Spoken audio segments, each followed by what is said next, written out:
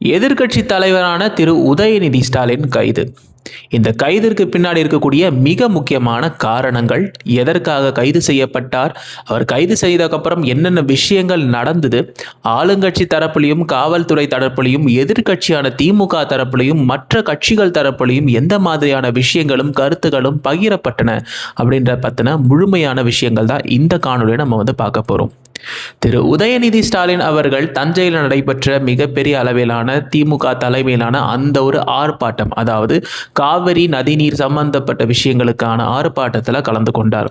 அதை கலந்து கொள்ளும் போது அவர் இருக்கக்கூடிய தாவேக அரசு மற்றும் அரசினுடைய அமைச்சர்களை பற்றி மிகவும் தரக்குறைவான வார்த்தைகளை பயன்படுத்தியிருக்காரு.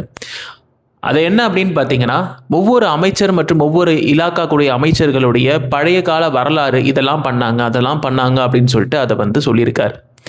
அவங்க இந்த பிளாக் டிக்கெட் வைத்தாங்க, அதை விற்றாங்க, இதை வைத்தாங்கன்னு அப்படின்னு சொல்லிட்டு ஆயிரக்கணக்கான குற்றச்சாட்டுகளை அடுக்கி கொண்டே போனாலும், ஆட்சிக்கு சில மாதங்களே ஆன, அதாவது சொல்லப்போனால் கிட்டத்தட்ட ஒரு சில மாதங்களே ஆன ஒரு கட்சி, அந்த கட்சி சார்ந்த விஷயங்கள் எத்தனையோ புது நபர்கள் வந்திருக்காங்க. அவங்க முடிஞ்ச வரைக்கும் தங்களுடைய விஷயங்களை பண்ணிட்டு இருக்கும்போது அவருடைய குற்றச்சாட்டுகள் பெரும்பாலும் பொருந்தாதவையாகவே இருந்தது. இப்போ இந்த குற்றச்சாட்டுகளை நியாயப்படுத்தவும் முடியாது, குற்றச்சாட்டுகளை முழுவதுமாக நம்ம கணக்கில் கொள்ள முடியாது. அது ஒரு பக்கம் இருந்தாலும், கூட்டத்தினர் தரப்புல, அதாவது திமுக கூட்டத்தினர் தரப்புல நடிகை ஒருத்தவங்களுடைய பெயரை பிரயோகப்படுத்தியிருக்காங்க. அந்த பெயர் உங்களுக்கு என்னன்னு தெரிஞ்சிருக்கும், நான் சொல்ல விரும்பலை இந்த காணொலியில். அந்த பெயரை சொன்ன உடனே அதுக்கு கொஞ்ச நேரம் சிரிச்சிட்டு ஒரு ஆபாசமான ஒரு கருத்தை பெயரை குறிப்பிடாமல் ஏதோ ஒரு ரூபத்தில் இரட்டை அர்த்தத்தில் குறிப்பிட்டிருக்கார். அது சொன்ன கருத்தானது மிகப்பெரிய அளவில் பிரச்சனைகளையும் பூதாகரமாக கிளப்பிட்டு இந்த பிரச்சனைகள் போயிட்டு இருக்கும்போது தாவேக அரசு இதற்கான நடவடிக்கை எடுக்கும், அவரை தேடும் பணியானது தீவிரமாக நடைபெற்று வருகிறது அப்படின்னு சொல்லிட்டு காலையிலிருந்து செய்திகள் பரபரப்பாக பேசப்பட்டாலும், அவர் அதுக்கப்புறம் காவல்துறையினால் கைது செய்யப்பட்டார். அது மட்டும் இல்லாமல் அவருடைய கைதை எதிர்த்து திமுகவினர் பல இடங்களில் போராட்டங்கள் மற்றும் ஆர்ப்பாட்டங்களை ஈடுபட்டிருக்காங்க. இதை எந்த வகையிலும் நம்ம தீர்ப்பு கூற இயலாது. ஏன்னா இது முழுக்க ஜுடிஷியரி சம்பந்தப்பட்ட விஷயம்.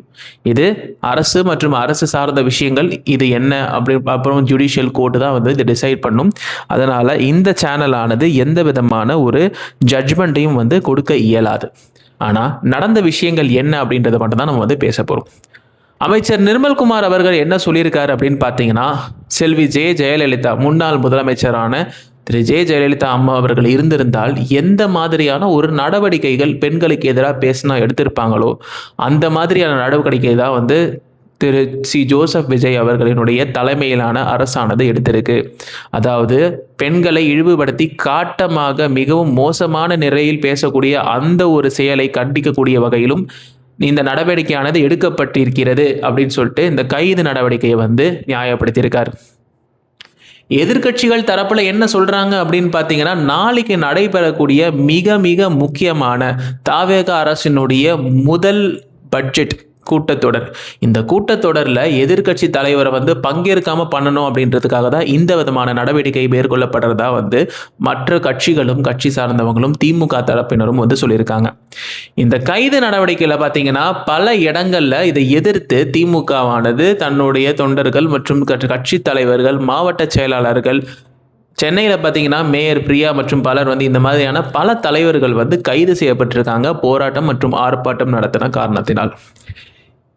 எதுவாக இருந்தாலும் மேடை நாகரிகமானது மிகவும் முக்கியமான விஷயம். நம்ம பார்த்திருப்போம், மேடை நாகரிகம் இல்லாமல் பல பேச்சுகள் பேசப்பட்டு கொண்டிருக்கிறங்க. அதாவது இதற்கு முன்னாடி பேசும்போதும் திரு சீமான் அவர்கள் பேசும்போதும் மேடை நாகரிகமானது அந்த அளவுக்கு கடைபிடிக்காம சமீப காலமாக பேசி கொண்டிருப்பது அந்த அளவுக்கு விரும்பத்தக்க விஷயமாக இல்லை. ஒரு பதவியில் இருக்கக்கூடிய ஒரு முதலமைச்சர் அவருக்கான கண்ணியத்தை கொடுக்க வேண்டிய கடமை இந்த சேனலோ இல்லை நானோ ஒரு குறிப்பிட்ட ஒரு தாவேக அரசு சார்ந்த ஒரு சேனலோ எதுவுமே கிடையாது. அதாவது ஒரு சாதாரணமான ஒரு கடைநிலையில் இருக்கக்கூடிய ஒரு சாதாரணமான ஒரு பிரஜை மாதிரி தான் இந்த சேனல் உங்களுக்கு இந்த கருத்துக்களை தெரிவிக்கிறது. உடனே தற்கொலை கூட்டம், அந்த கூட்டம், இந்த கூட்டம் அப்படின்னு சொல்றதுல எந்த விதமான நியாயமும் இல்லை.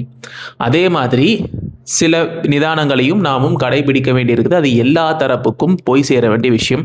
ஆனால் எந்த விதமான கருத்தை நாம் தெரிவித்தாலும் ஜனநாயக நாட்டில் அதுக்கான உரிமைகள், பேச்சுரிமைகள் இருந்தாலும் மற்றவர்களை காயப்படுத்தக்கூடிய வகையில், பெண்களை இழிவுபடுத்தப்படக்கூடிய வகையில், ஒரு பதவியில் இருக்கக்கூடிய மக்களுடைய பிரஜை மற்றும் மக்களினுடைய தலைவரான ஒரு முதலமைச்சரை இழிவுபடுத்தக்கூடிய வகையில் பேசக்கூடிய சில கருத்துக்களானது எந்த வகையிலும் ஏற்றுக்கொள்ள முடியாது. அது எந்த விதமான ஒரு கட்சியாக இருந்தாலும், கட்சி சார்ந்தவராக இருந்தாலும், தமிழகத்திற்கு கிட்டத்தட்ட இருக்கக்கூடிய அத்தனை கோடி மக்களுக்கும் இருக்கக்கூடிய ஒரு முதலமைச்சர், முதல் அமைச்சர், சொல்லப்போனால் தமிழ்நாட்டினுடைய முதல் குடிமகன், அவருக்கு மற்றும் அவர் சார்ந்த விஷயங்களுக்கு இழிவுபடுத்தக்கூடிய எந்த விதமான ஒரு செயலையும், எந்த விதமான ஒரு சூழ்நிலையும் ஏற்படுத்தாமல் இருக்கணும். அண்ட் இதே மாதிரியான தவறுகள், இதே மாதிரியான பேச்சுக்கள், எந்த விதமான ஒரு கட்சி தலைவரை எதிர்த்து இன்னொரு கட்சி பேசினாலும், ஒரு தனி மனிதனை எடுத்து பேசினாலும் தவறு தான். இதில் எந்த விதமான வித்தியாசமும் கிடையாது.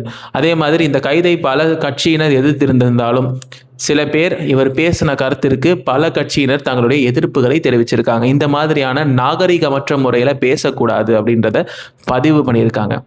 இது என்ன ஆயிருக்கு அப்படின்னு பார்த்தீங்கன்னா, இது நேஷனல் லெவலில் இருக்கக்கூடிய நியூஸ் சேனல்ஸ்லாம் வந்து இது எதனால் இந்த மாதிரி ஆச்சு, எதனால் கைது செய்யப்பட்டிருக்கார் அப்படின்ற விஷயமும் டிஸ்கஸ் செய்யப்படுற அளவுக்கு நம்மளுடைய நிலைமையானது நடந்திருக்கு.